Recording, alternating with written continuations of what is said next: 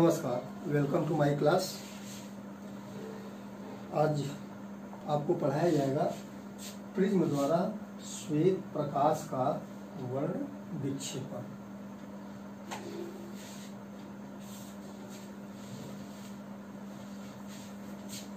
वर्ण विक्षेपण का हम आपको शाब्दिक अर्थ बता दें। वर्ण माने होता है रंग, कलर। वर्ण माने रंग होता है और विक्षेपण माने अलग अलग करना। सूर्य का प्रकाश हमको श्वेत दिखाई देता है, सफेद दिखाई देता है, ठीक है। लेकिन इसमें जो है कुल 7 रंग मिले होते हैं। सूर्य के प्रकाश में कुल 7 रंग मिले होते हैं और जब सूर्य के श्वेत प्रकाश को प्रिज्म से होकर के गुजरने देते हैं तो प्रिज्म क्या करता है कि इन 7 रंगों को अलग अलग कर देता है और इसी घटना को हम वर्ण विक्षेपण कहते हैं। प्रिज्म द्वारा प्रकाश का वर्ण विक्षेपण कहते हैं। पुनः सुन लें कि सूर्य का जो श्वेत प्रकाश होता है ये कई रंगों का मिश्रण होता है, जिसमें से मुख्य 7 रंग होते हैं। और जब इस सूर्य के प्रकाश को प्रिज्म से होकर के गुजरने देते हैं तो सूर्य का प्रकाश, प्रिज्म जो है सूर्य के प्रकाश को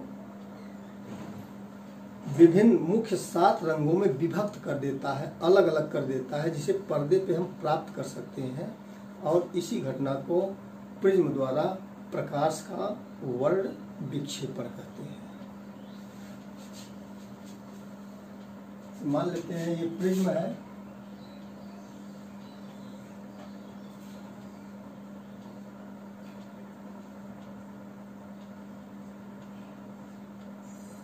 और ये सूर्य का जो है श्वेत प्रकाश है।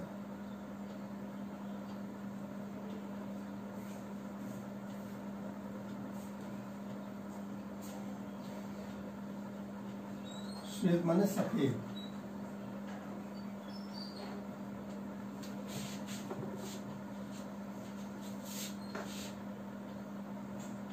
तो ये यहीं से जो है 7 रंगों को अलग अलग कर देता है।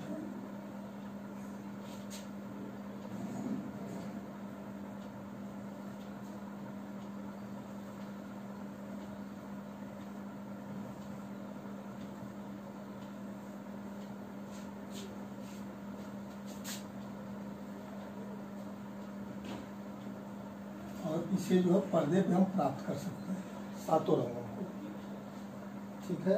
और इन 7 रंगों का क्रम क्या होता है, इसको हम अंग्रेजी के अक्षर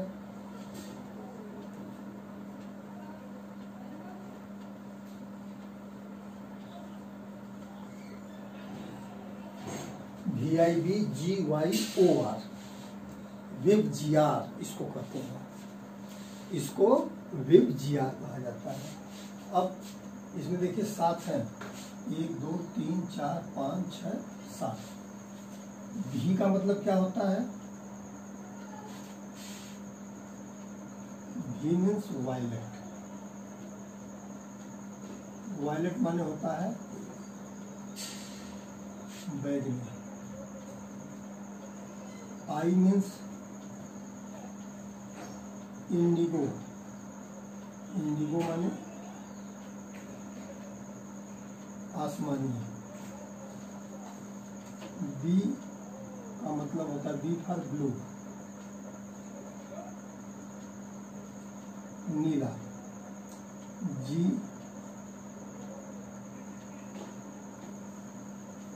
ग्रीन। ग्रीन माने सब लोग जानते हैं हरा। वाई येलो, पीला। ओ ऑरेंज, नारंगी। और आर मीन्स रेड, लाल। ठीक है, तो सबसे नीचे V होता है, फिर I होता है, फिर B होता है, फिर G होता है, फिर Y होता है, फिर O होता है, फिर R होता है। माने सबसे नीचे जो है बैगनी रंग, उसके ऊपर आसमानी, फिर नीला, फिर हरा, फिर पीला, फिर नारंगी, और सबसे ऊपर जो होता है वो लाल रंग होता है। यही जो है 7 रंग होते हैं सूर्य के श्वेत प्रकाश में। ये प्रिज्म की घटना हम बता रहे हैं। आप धूप में कभी कपड़ा साफ करते होंगे, साबुन के बड़े बुलबुले बनते हैं, और वे बुलबुले अगर ध्यान से आप देखेंगे तो वे रंगीन दिखाई देते हैं। तो ऐसी स्थिति में बुलबुले भी प्रिज्म की तरह ही कार्य करते हैं, और अपने ऊपर पड़ने वाले सूर्य के श्वेत प्रकाश के रंगों को विभक्त कर देते हैं, अलग अलग रंगों में विभक्त कर देते हैं। ये घटना आप लोगों ने देखा होगा। तो जो बुलबुलों के रंग दिखाई देते हैं वही प्रिज्म में भी दिखाई देते हैं, और वही सूर्य के प्रकाश में उपस्थित होते हैं। और उन रंगों को याद करने का क्रम क्या है? विभजिया। V का मतलब सबसे नीचे बैगनी, उसके बाद आसमानी, फिर नीला, फिर हरा, फिर पीला, फिर नारंगी और लाल। ये वर्ण विक्षेपण के विषय में था। वर्ण विक्षेपण पे आधारित एक उदाहरण हम आपको बताते हैं। आपने देखा होगा कि बरसात के बाद अगर तुरंत धूप हो जाती है, बरसात के बाद अगर तुरंत धूप हो जाती है तो हमें आसमान में, आकाश में एक धनुष जैसा कुछ दिखाई देता है, जिसे इंद्रधनुष का नाम सुना होगा, सब लोगों ने सुना होगा। इंद्रधनुष ये दिखाई देता है। तो वर्ण विक्षेपण का बहुत अच्छा उदाहरण है इंद्रधनुष। इंद्रधनुष क्यों बनता है थोड़ा सा हम बता दें कि बरसात के पश्चात जल की बूंदें जो है वह वायुमंडल में शेष रह जाती हैं, और ये जल की बूंदें क्या करती हैं? वो प्रिज्म की भांति कार्य करती हैं। और प्रिज्म की भांति कार्य करती है माने सूर्य के श्वेत प्रकाश के में उपस्थित रंगों को ये विक्षेपित कर देती हैं। ये आंतरिक परावर्तन और अपवर्तन के कारण होता है, और जब उससे प्रकाश की किरणें निकलती हैं तो विक्षेपित होकर निकलती हैं। तो और ये सूर्य के प्रकाश में उपस्थित रंगों को ये विक्षेपित कर देती हैं, अलग अलग कर देती हैं, विभक्त कर देती हैं, और हमें आसमान में धनुष सरीखी आकृति दिखाई देती है, जिसे हम क्या कहते हैं? इंद्रधनुष कहते हैं। और इंद्रधनुष सदैव सूर्य के विपरीत दिशा में ही बनता है। ऐसा देखा होगा आपने, इंद्रधनुष सूर्य की तरफ नहीं बनता, सदैव सूर्य की विपरीत दिशा में बनता है। और एक उदाहरण और बता दें कि धूप में आप किसी झरने पे या कहीं ऊंचाई से बहुत पानी गिर रहा हो, जलप्रपात वगैरह हो, तो वहाँ पर भी ध्यान से देखेंगे तो ये सूर्य के 7 रंग जो है आपको दिखाई देते हैं। हम इसी टॉपिक को पुनः दोहरा देते हैं।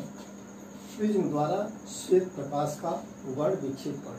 हमने बताया कि सूर्य का प्रकाश जो हमें श्वेत दिखाई देता है, सफ़ेद दिखाई देता है, ये वास्तव में सफ़ेद नहीं होता है, ये कई रंगों का मिश्रण होता है। और जब इस सूर्य के श्वेत प्रकाश को प्रिज्म से होकर के गुजरने देते हैं तो प्रिज्म सूर्य के श्वेत प्रकाश में उपस्थित मुख्य रंगों को ये विक्षेपित कर देता है, अलग अलग कर देता है, विभक्त कर देता है। और इस घटना को ही हम कहते हैं वर्ण विक्षेपण। हमने बताया वर्ण माने रंग, विक्षेपण माने अलग अलग करना।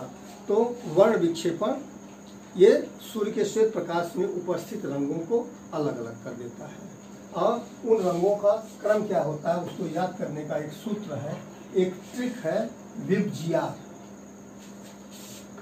हिंदी में भी लिख देते हैं, V B G या। VIBGYOR, V for violet, I for indigo, V for violet बैगनी, I फॉर इंडिगो मीन्स आसमानी, B फॉर ब्लू मीन्स नीला, G फॉर ग्रीन मीन्स हरा, Y फॉर येलो मीन्स पीला, O फॉर ऑरेंज मीन्स नारंगी, R for red means लाल। ये क्रम होता है, सबसे नीचे V होता है और सबसे ऊपर R, माने बैगनी रंग सबसे नीचे होता है। बैगनी रंग सबसे नीचे इसलिए होता है कि बैगनी रंग का अपवर्तनांक सबसे अधिक होता है और लाल रंग सबसे ऊपर होता है, लाल रंग का अपवर्तनांक सबसे कम होता है। ठीक है, तो ये यही क्रम होता है इनका।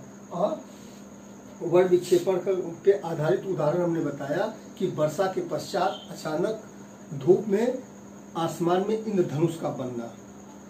तो वर्षा के पश्चात अचानक जो है सूर्य धूप हो जाती है, तो वर्षा की बूंदें जो वायुमंडल में शेष रहती हैं उस पर सूर्य का प्रकाश पड़ता है, जो ये जल की बूंदें प्रिज्म की भांति कार्य करती हैं और सूर्य के श्वेत प्रकाश को ये अलग अलग करके आसमान में इंद्रधनुष जैसी आकृति बनाती हैं। वर्ण विक्षेपण का ये उदाहरण है। और साबुन के बुलबुले का हमने उदाहरण बताया। साबुन के बुलबुलों पर भी ये रंग दिखाई देते हैं, ये सातों रंग दिखाई देते हैं। और किसी झरने, किसी जल प्रपात पे, झरने या कहीं ऊंचाई से पानी गिर रहा हो और सूर्य की ओर पीठ करके अगर आप उस जल प्रपात को देखेंगे तो ये सातों रंग दिखाई देते हैं। तो आज की कक्षा में बस इतना ही। आशा है आप अध्ययन कर रहे होंगे, अध्ययन करते रहिए और मैं प्रॉमिस करता हूँ कि आपकी जो भी समस्याएं होंगी पठन पाठन संबंधी, वो हम भरपूर मेहनत, चाहे जितनी मेहनत करनी पड़े, आपकी पठन पाठन संबंधी या जो भी समस्याएं आपको आती हैं उनको आप फ़ोन करके, कमेंट करके हमसे शेयर करिए। हम पूरा प्रयास करेंगे कि आपको, आपके भ्रम को, आपको मदद पहुंचाई जाए और आपके भ्रम को दूर किया जाए। और विद्यालय अभी बंद चल रहा है, लेकिन फ़ोन के माध्यम से आप जो है संपर्क करके अपने संशय को दूर कर सकते हैं। और आप घर पे रहें, सामाजिक दूरी का पालन करते रहें, हाथों को बार बार साबुन से धोते रहें। बार बार साबुन से धोने का लॉजिक क्या है, तर्क क्या है, ये हम आपको बता दें। हमारे अंदर कोई भी वस्तु शरीर के इंटरनल भाग में, आंतरिक हिस्से में कुछ भी चीज जाती है वो हाथ के माध्यम से ही जाती है। ठीक है, तो अगर हाथों पे कोरोना वायरस है तो बिना हाथ धोए अगर हम मुंह पे हाथ लगाएंगे या कुछ खाएंगे तो ये कोरोना वायरस हमारे शरीर के आंतरिक हिस्सों में प्रवेश कर जाएगा और ये आंतरिक हिस्सों में प्रवेश करके हमारे आंतरिक अंग जैसे सांस नली और फेफड़े को संक्रमित करता है और उसे ब्लॉक कर देता है। अगर हाथ साफ रहेंगे, देखिए कोरोना की जो आकृति मिली है, इसका कवच जो है वो फैट का होता है। ठीक है, फैट माने बसा का, चर्बी का। तो हम जब साबुन से हाथ को धोते हैं, जैसे हाथ में चर्बी माने तेल समझ जाइए, तेल हाथ में लग जाए तो कैसे छूटता है आप देखते हैं, साबुन लगा के तुरंत धो देंगे नहीं छूटेगा। इसीलिए उसको जो है 20 सेकंड के लिए हाथ को रगड़ने की बात की जाती है। और हाथ में कई जो है ये गैप होते हैं, जैसे 2 उंगलियों के बीच का स्थान, ये सब होता है, ये गैप होते हैं। इनको स्पेशली आप एक एक उंगली पकड़ के फिर अंगूठे को पकड़ के फिर नाखून में उसको ऐसे, फिर रिस्ट को, कलाई को धोइए। इतने में आपका 20 से 30 सेकेंड हो जाएगा और उसकी कवच जो जब टूट जाएगी तो वो पानी के साथ बह के अलग हो जाएगा और हमें नुकसान कदापि नहीं पहुंचा सकता है। तो इन सब बातों का ध्यान रखते हुए आप अध्ययन करते रहिए और इस संकट की घड़ी को हम अवसर में बदल के ही रहेंगे। और ये ऑनलाइन कक्षाएं हम प्रयास करेंगे कि वास्तविक कक्षाओं से ज़्यादा आपको लाभ पहुंचा सकें। इसी कामना के साथ आज के लिए बस इतना ही। धन्यवाद।